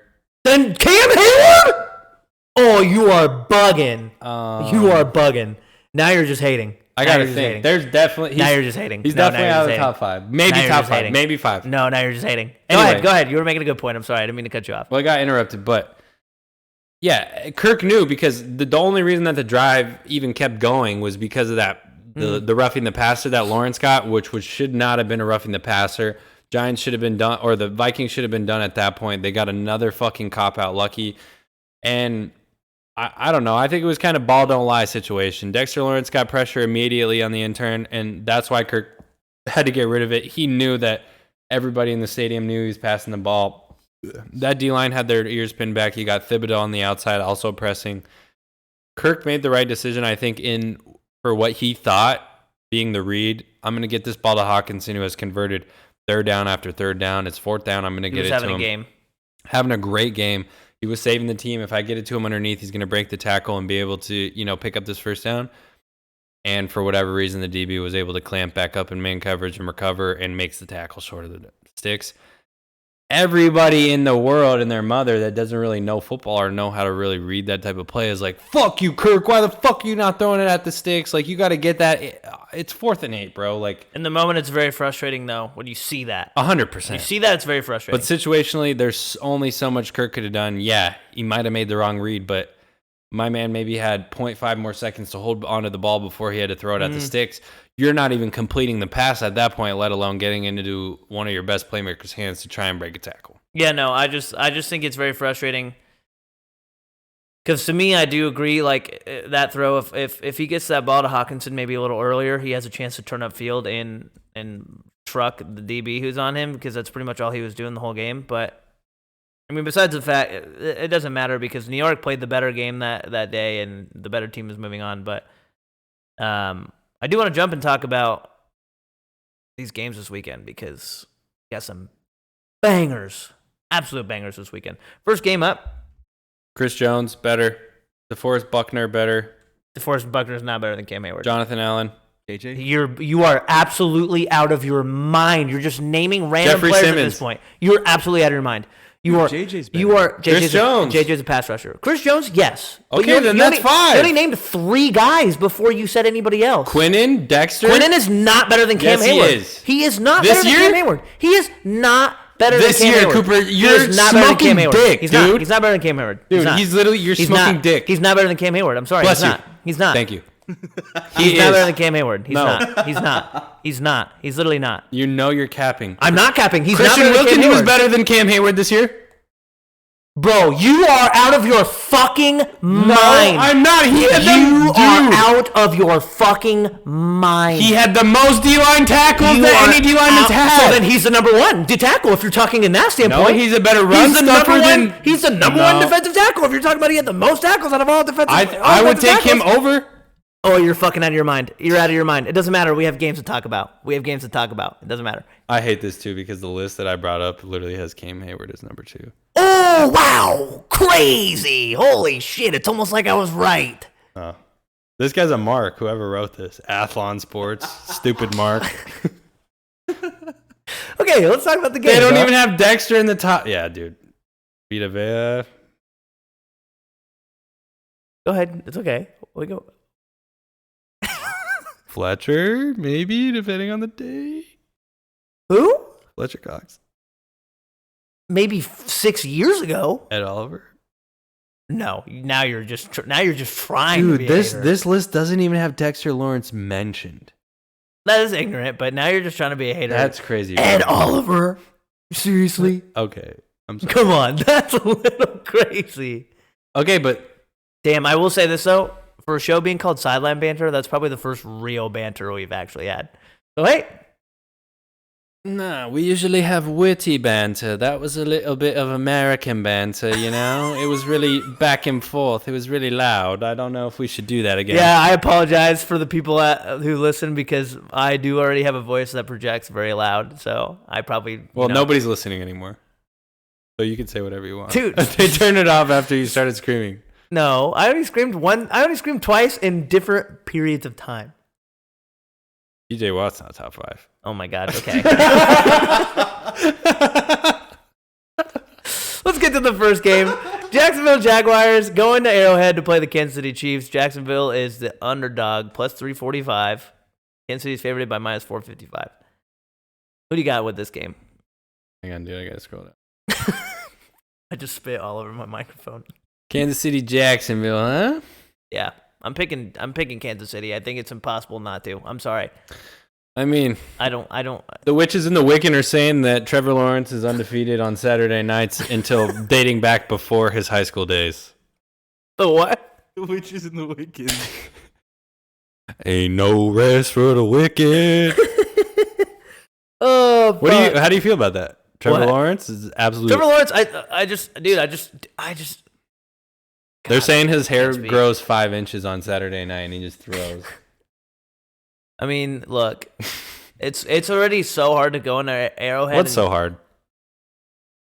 Jackson Mahomes? Okay, my bad. Yeah, That was not the right answer. Spence was not digging that. Spence was not digging that. I mean, hey, Down with the down. I don't know where I'm going with this, but back to the football talk. You're talking about Trevor. Arrowhead is already so hard of a place to go in to play. Pause. I just don't see Jacksonville, who struggled last week against the Chargers. Like, if they go down big against Kansas City, I don't think they're going to be able to climb their way back against But they're Kansas riding City. hot. They have all the momentum, bro. I know, but, dude, we're talking about Waffle House, 31-point comeback. What else do we need? the Waffle House meal. Dude, and that's what I hate. Trevor Lawrence is getting his own meal. I Waffle heard. House is going to be in every tweet that Jacksonville tweets before this fucking game. Duval. Every game. Like, dude, I'm not going to be surprised if there's a Waffle House post before the game of people saying Duval at Waffle House. Low Like, key. but I just, it's so hard to pick against Mahomes. It's so hard to pick against him, especially in the playoffs. Like, the only team that really seems to be his kryptonite right now in the playoffs is quite literally the Bengals. Like, Yeah. Well, in general. Yeah, I just don't see I don't see them losing. I don't see them losing this game. I think it's going to be a good game. I don't think Jacksonville is going to get like thrashed, but Yeah. I think we're seeing the emergence of T-Law, which I really like, and I think they're going to keep it a good game. Kansas City's defense isn't too scary to go up against, at least from what I think I know. But yeah, I'm picking Kansas City. I think Mahomes is going to have a day. I mean, let's be real here, ladies and gentlemen. Trevor Lawrence already has one playoff and win. they already played each other this year. Whoa, I didn't even realize that. And they gave him a really good game. Holy shit. Really good game. Back in week 10, it was 2017, 10-point win. Trevor Lawrence had a good game, no turnovers, 2 touchdowns. Travis Etienne. See Kirk? Didn't run the ball as much, but yeah, Kirk definitely ate against the Chiefs. I'd love to see that, AZ boy. But let's be real here, ladies and gentlemen. After that playoff win last week, Trevor Lawrence has as many playoff wins as Dak Prescott and is definitely a better quarterback than Dak him Prescott right now. has only one win? Didn't they beat Seattle a couple years ago in the wild card? I thought he had 2 wins. I don't think so. Did we? Yeah, because we watched it at your old apartment, I'm pretty sure. All right, maybe Dak has one win. Regardless, Dak only has 2 playoff wins, and he's a $170 million quarterback. So. And yeah, Trevor Lawrence is technically in his rookie season with the first coach who's not an inept asshole. I think a lot of people are considering this his rookie season as well. Yeah, Trevor Lawrence is already upward trajectory. He just made one of the best comebacks in playoff football history. Has a very, very young core around him. The Jaguars have to be nothing but excited with what they have. They have opportunity to really build something special, and I think Doug Peterson has proven to be the best head coaching hire besides Brian Dable from that class last year, which we were really excited about. You also have Kevin McConnell, who just took that big fat L, but all of those guys have really reaped the benefits of first-year coaching success. We'll see who can carry it over to the second year. We've seen a lot of second-year coaching slumps, but I think Doug Peterson being in the position where he's already taken the team to the playoffs and developed a quarterback. Won a Super Bowl. He is the team, or he is the coach that's able to, carry this team and continue to build them the proper way. Jacksonville will be nothing but happy with what you did this season, but there's no way that you beat Patrick Mahomes. I think at home, it's so hard to pick against them. And the Kansas City Chiefs. I don't think it's Trevor's time to take over Mahomes in the AFC or start. I'd love to see it. Yeah, I'd love to see it. I think it's going to be a good rivalry going forward. We're going to have Josh and Patrick are obviously going to be 1A and 1B, but you have all these other guys in the AFC that are young and up and coming, like Trevor Lawrence, like that's what is Justin fun Herbert. About this playoffs. You have a lot of guys that can really press, and if they get lucky, they can beat them. But right now, these guys at the top of the Chiefs and Bills are too solidified. Give me the Chiefs. This playoffs really is like the new era on both sides of, we're seeing the it. Conference. Like it really is. Every year we're seeing it develop more and more. Yeah. But I mean, there's not really anybody left from the old era, but like, especially the AFC side. The AFC side. Rodgers is out Joey too. B. So I'm saying AFC side really is the new era because on the NFC you still have like Dak Prescott, who's been in the league for a while at this point. Like, but not in the playoffs a lot. Yeah, not in the playoffs. Brock Purdy, who, I mean, we could be talking about him this time next year being a part of the new era. Like, that's Tom Brady J. That's Tom Brady Jr., bro. Stop it, please. Can we please stop that I know narrative? he hates that. That's why I said I want to see Brock Purdy succeed. Don't get me wrong, but dude, that's Joe Montana though. Dude, I do hate that so much. I hate that, bro. I saw a fucking. Bro, they're saying Kenny Pickett is Ryan Leaf. Stop. My bad, bro. I would be so. Tomlin did say. What if Pickett got arrested this summer, just like doing something crazy? Just Pickett is such a armed robbery. He's too giddy good. Armed robbery with those hands. Armed robbery with those hands. He has the hands. That's how he gets caught. Like, this guy's hands are way too small for the Glock 17. Who is that? That's Kenny fucking Pickett. Kenny fucking smallest hands in Pittsburgh. No. What are you looking at? Oh. But no, I saw a TikTok today that literally was like quarterback records against Tom Brady, and it like all of the quarterbacks they showed were like dudes have been in the league for a long time, and then they fit in the middle of the video. Brock Purdy 1-0, and I was just like, bro, he is. I fucking hate it. I love Brock Purdy. I hope he's the next Brady. But we gotta stop saying he's already Tom Brady Jr. I'm sorry. We gotta calm down, people. We gotta slow down. We gotta slow down. Your TikTok went from Corvette to that fucking those videos. Bum bum bum bum bum. Oh, hey! He I used misses to hit that shit Juju. with He Juju. misses I Juju. do miss Juju, bro. That's why I hope Kansas City makes a run and wins the Super Bowl. Cause Bring him back. Want you to have one? yeah, dude, you know He what? wants Claypool back though. I don't. I don't want Claypool back. You know, it'd be so unfortunate though if Juju does win a Super Bowl. That'll be AB, Le'Veon, and now Juju, who all three left Pittsburgh and fucking won a Super Bowl. Le'Veon was a dick rider and rode Kansas City to the Super Bowl. Didn't do anything to contribute. AB actually contributed. So to what? that You're saying Buccaneers you're team. not a dick rider?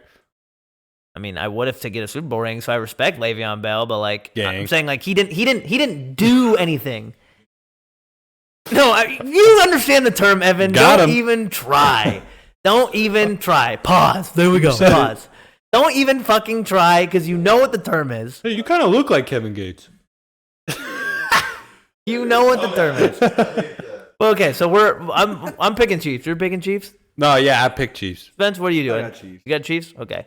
You have. Oh. What'd you say? He likes Jacksonville. Honestly, I want the Jags to win so we can say lost to it. Hmm. Yeah. I mean, I bet. guess. Lost to a good team twice in 1 year. Horrible fashion both times. Literally the worst. Bro, literally. 38 to 10. Yeah, they just duck stomped you the first game, and then they just let you think you were going to win, and then duck stomped you again. Quack, quack. All right. Next game. Wow. We have the New York Giants with Daboll. Daboll's a fucking dog, Day dude. balls. Dayball's in your mouth, buddy, because they're coming in clean, and they're going to head right into fucking Brotherly Love Stadium. Play those fucking Philadelphia stinky Eagles, Jalen Hurts, dude. Second best team in Pennsylvania. Okay, dummy. But New York Giants, definitely underdog. Just beat the Minnesota Vikings pretty handily, but yeah, Pretty what? handedly. Go ahead, sorry. I don't know. Eagles, Giants. I'm picking Giants. We already seen them play twice I'm picking Giants. within the last 10 weeks. Philly beat them 48-22. It's hard to beat a team 3 times in 1 year. Philly beat them 22-16. Give me the Giants. Give me the Giants. Let's ride. G-Men. Jalen Hurts is trending to play, and he's probably going to play. He's on also the injury trending to be a report, big fat pussy, huh? But I think the Eagles looked I'm a hater. The Eagles looked shaky in that game, that Week 18 game against them, and Giants didn't play anybody. And like I said, it's hard to beat a team 3 times in one season. We just saw what happened with the Bills-Dolphins game, and they traded a game this year. Look what happened. Skylar Thompson almost fucking won that game. Like, not him with his play, but still, you get what I'm saying. Especially in the NFC East. Everybody trades. Everybody trades, and you would know that better than me. And I think a big reason You why watched us get our asses beat by the Commanders. I think a big reason why I think a big reason why I think that the Giants are going to win is because you got to look back at the Week 18 game. Like, Philadelphia was playing for something. They were playing for the number 1 seed that weekend, and look at the score. The Giants almost made that a game in the last minute. Mhm. Like, and the Giants looked good last week. They looked. Daniel Jones. Dude, Danny J. We got to talk about him because Vanilla Vic is dumb. Is he? No, That's what Saquon calls him. Yeah, that's I hate that name. Like, before the game, bro. Saquon was like, "This is on our shoulders.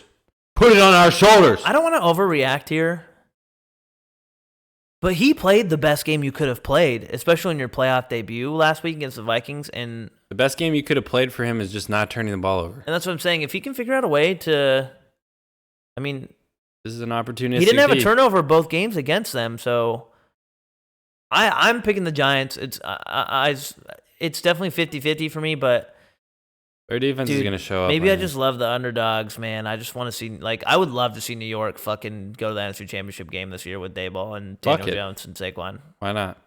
Play the Cowboys. Yeah, I'm taking Giants too. I just think it is, like Cooper said, hard to beat a team 3 times. NFC East is a division that's going to trade a lot of the time. We're always going to trade. Nobody's won that division back-to-back times in the last 25 years. I think it's going to be really hard for the Eagles to impress at home. If they really do win, they're legitness. But coming off of a bye week like that, Legitness. Giants are ready to go. They're built different. They're a team that's motivated. And I told you guys how I feel about Dexter Lawrence. You got Leonard Williams. You got Kayvon Thibodeau. You got a team that's ready to go, and you got a good interior. I think that if they can stop the run and they can limit the way that Jalen's able to get out of the pocket and hurt them, play good coverage down the field on A.J. Brown, and limit the way that Devontae Smith can gash you, why wouldn't they win? I agree. Right? Yeah. If it's a close game when it gets to the fourth quarter, give me the Giants. Do it. I could see the argument for the Giants. I definitely right now. Yeah, you're just That's a last mark. week, You'll but- pick the Eagles. No, I am going to pick the Eagles. I don't think they're going to play as flat as All right. Respectable.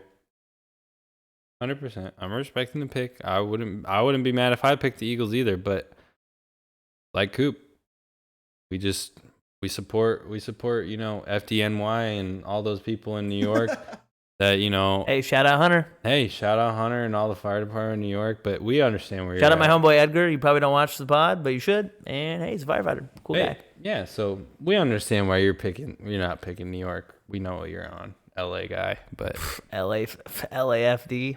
yeah. actually I got a lot of Yeah, okay. In where? fire department. Really? I didn't know Yeah. that. Ton. Cool. Yeah, cool. So is that why you're not picking the Giants? That LA's not even in the game. I'm picking Philly because I like Philly. Yeah, the Rams aren't playing this weekend. I like Philly cheesesteaks too. Damn, he didn't hear what I said. No, I heard it. All right, next game. Wait, who'd you pick? Philly? Okay. Banjo's my favorite team. Bengals against the Buffalo Bills. Shout out Kyle, Yep, Kyle. who made the video. Oh, I was like, do we have a friend named Kyle who's a Bengals fan? Banjo's. Bengals versus Bills this weekend. Bengals are the underdog plus 196. Bills are favored by 240. How do we feel about this game? I think it's going to be a shootout. Yeah, I think it's definitely going to be a shootout if we remember correctly. Before DeMar got injured, Bengals were looking hot and ready to go. They had already scored a touchdown. It was 7-3. That was also when the Bengals were at home. Now we have the Buffalo Bills at home. Yeah, a lot of people are saying this game should have been on a neutral site. Maybe, but Maybe. nah, whatever. Like, just fucking let it ride. This game is hard for me to pick because both teams played pretty sloppy last week. Mm-hmm. I really don't. I don't know. I honestly don't know. I was looking. Mine has Buffalo by 5.5. And, dude, there's really good value on the Bengals money line. Got real quiet. Do you know what that means? Yeah, I know what that means. Okay. I know what that means. I have an He idea. said, what the fuck? I have an idea of what that means. Good for you, man. I have an idea of what that means. Yeah, and I have an idea about this Bills game. have to win by more than 5.5. Yes. Let's go. There you go. So what are we picking here? The quarterback of the new era, Joe B, Mr. Cool Smooth, and the team that, everybody's looked past the whole year. Hey man, we didn't do X Factors. The Bengals, not good enough. They're not going to get back to where they were. They're pretenders. They're a one-shot wonder. And we have the team of destiny. Buffalo Bills, been the favorite throughout the whole year. Everybody's expecting them to get to the bowl. And then they have the team of destiny moment where DeMar Hamlin goes down and everybody around, not only the Buffalo Bills in New York, but around the whole country rallies around this team and really provides all the support and, everything that they really need emotionally to be able to push forward and get that win against Miami in a close divisional matchup. Who do we think is really destined to make the push for the next game and go to the AFC Championship? Give me Buffalo. It's Something such a hard- is telling me Cincinnati though. No, But yeah, I really want to pick Cincinnati, but I feel like the right choice is Buffalo. yeah, 100%. I really want to pick Cincinnati as well, but Buffalo just feels like the team of destiny. It feels yeah. why? It feels like if the Bills ended up winning, I would say after the game, if I picked the Bengals, why didn't I pick the Bills? Of course they're going to win. Also, I feel like I keep going back to it's hard to beat a team 3 times. I feel like the reason why we saw the play from the Bengals last week, honestly, from both teams, we saw the play from both teams last week is because that was their third time playing that opponent. So, of course, it's not going to be the game that we think it's going to be. Like, you know what I mean? Like, So who do we think in a new matchup is going to come out and really solidify themselves as the better team? I think the Bills. I think they got so much more to play for right now. They have the DeMar situation, but on top of that, they were the heavy favorite at the beginning of this year. Like, Cincinnati to me is obviously set up. I think we can all agree they're set up for long-term success here going forward. And Undeniably. And so is Buffalo. But I think Buffalo has been knocking on that door longer than Cincinnati, and I just feel like this is gonna be the year that Buffalo finally gets to the AFC Championship game. All right. Every year they've gotten to the playoffs, they have taken that next step further. They've gone further every single year. It was McDermott's first year, wild card with Tyrod Taylor. Boom, they get knocked out. McDermott's second year, they get to the divisional round, or they get to the wild card round. They get to the divisional round, lose. Last year, they get to the divisional round, lose again on what we can all agree, bullshit overtime rules. Now it's like, and now to me, it's like Buffalo really is like we have to. We are the fucking top guys. Everybody's saying we're the guys. We got to do it. And I feel like on top of the DeMar thing, as I said already, like I think they have more to play for. Yeah, I just think it's really. I mean, we're thinking from a scripted NFL period line here. We got a rematch between Josh Allen and Patrick Mahomes in the next round, or we got, Joey B, who has been Patrick Mahomes' kryptonite, facing up in the next round. It's all going to come down to quarterback play, for sure. If Josh Allen doesn't play good, then they're not going to win. Like, if he has 3 turnovers like he did last week, he's always good for one. He's always good for 1 interception. 1 turnover of any But Josh Allen is also the guy where we kind of saw it last week, where, like, he needs to get an interception to get cooking. He's so good where he can win a game on his own. Him and Mahomes are very similar in that manner, where they're both like they have that dog in them, where they're the like balls in their hands. We need to win this game. So like I'm either gonna take off and run with it, or I'm gonna find a way to make plays with my arm. Like they're both so good at that. That's why it's so hard to pick. That's why like a game when they play each other, it's like which quarterback's gonna make more plays at that point. Like the Bengals offense, I feel like is set up for them as a team, that they can get together and win the game. And I'm not saying that Buffalo's offense isn't, because Gabe Davis, Dawson Knox, Stephon Diggs, like Singletary's even shown up and played really well this year. Like them as a team can definitely win it, but Josh Allen's X factor alone, that he really can step on a field and decide, like, you know what, I want to win this game all by myself today. Like that to me is why that Buffalo has the edge in this game. All right. Yeah. I mean, honestly, I'm so conflicted. I think both quarterbacks are superior. They're really good players. Both teams are incredible. I think I'm just going to tip my cap here to home field advantage. Just give it to the Bills just because they're at home. I take back what I said about the Cowboys 49ers game. This is probably going to be game of the year. Yeah, just because we really don't know which way it's going to go. I think either way, if we get a matchup between Joe B and Patrick Mahomes in the next round, or we get, Josh Allen and Patrick Mahomes again in a rematch of the game last year that ended up being, the game that solidified the playoffs in the last second, it's nonetheless going to be intriguing and interesting. So I don't really know who is going to win or what. I think this is, like Cooper said, the most intriguing matchup because it's such a crapshoot, especially depending upon... We were all so excited to watch this a couple weeks ago. Exactly. Depending upon the game that happened a couple weeks ago that got canceled early, it had the feeling right away that it was going to be one of the best games of the year. You could just feel it. Banger. Absolute banger, and I hope that's what we get more of.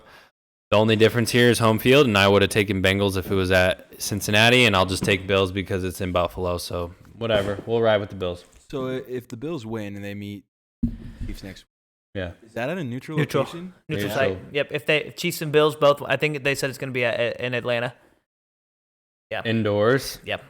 I was hoping they were going to do Heinz Field, and that would have been sick.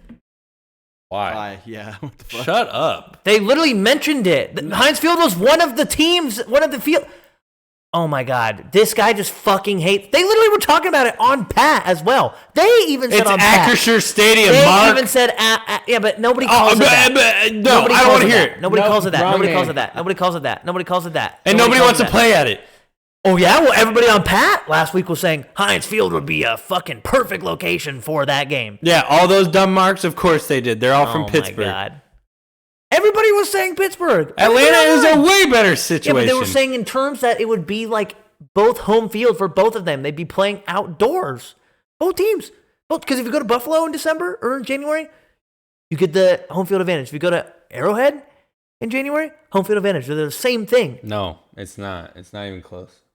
You're telling me in Arrowhead, you get the fucking home of the...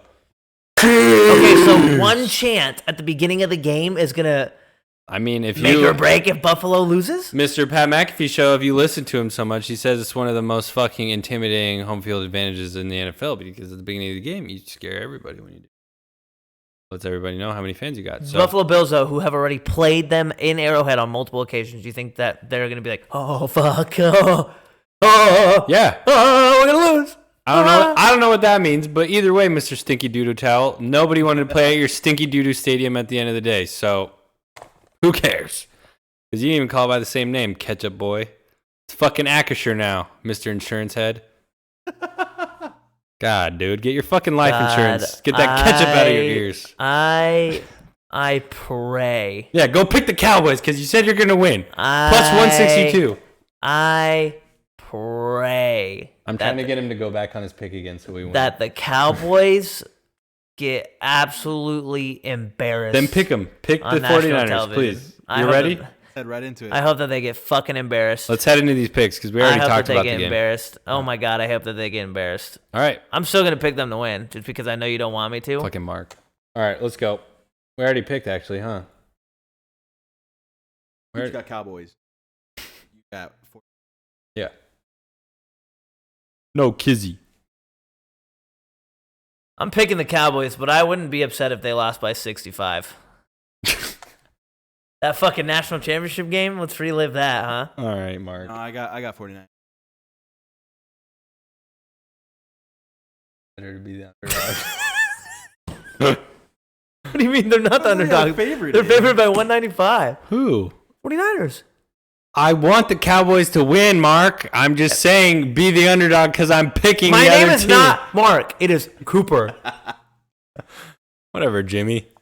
Okay. You know what? You know exactly why you're Jimmy. Yeah, that's your new name, Jimmy. I don't. You will. Am I supposed to know, Spence? Jimmy. Oh my Jimmy. God. That fucking Northrop commercial, dude. Yeah, that's right, Mark. Exit out the show.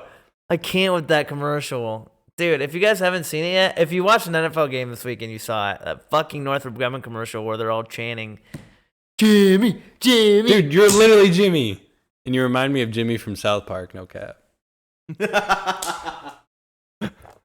All right, well, hey, that was the show. Ladies and gentlemen, thank you so much for watching. Those were our picks. Yeah, hit us up on Sideline Banter, @_Sideline Banter, Instagram, Twitter, YouTube. Hit the Sideline Banter. subscribe button, but also find your name if you ask a question. You're going to be in the ticker because Mr. Ticker over there, Mr. Spence. Wait, is he Mr. Ticker or Mr. Tickler? He's Mr. Tickler. Yeah, that's what I thought too. Let's just take a moment, though, right now. Yeah, big round of applause. Big and round of applause. you. Thank you, Spence. Thanks, Spence. Thank you, Spence. Honestly. We appreciate guys, again, if you get a chance in the comments, please just give Spence a nice big thank you. Thank you. If DM you watched this DM far, him on Instagram, DM him on Twitter. If you text him, text the guy a big, massive thank you. he has WhatsApp too. Discord, if you got him in Discord, just hit him with a nice, hey, thanks, Spence. Thanks, We Big appreciate Poppy. MF. Big Poppy MF. Yep. Call him Big Poppy MF for sure. But my name is Cooper Pose. Joining me as always, Weston Murphy. Our guy is Big Spence behind the camera, our producer. We appreciate you guys for watching another Best week of producer in Sideline that Banter. game. Super hot fire. Spencer Steinke on the motherfucking beat. DJ Sour producer. Ugh. Big Poppy MF. Thanks, guys, for watching Sideline Banter. We hope you guys have another great fucking weekend of football. Go Steelers. Thank you guys for watching. We appreciate it. Fuck this guy.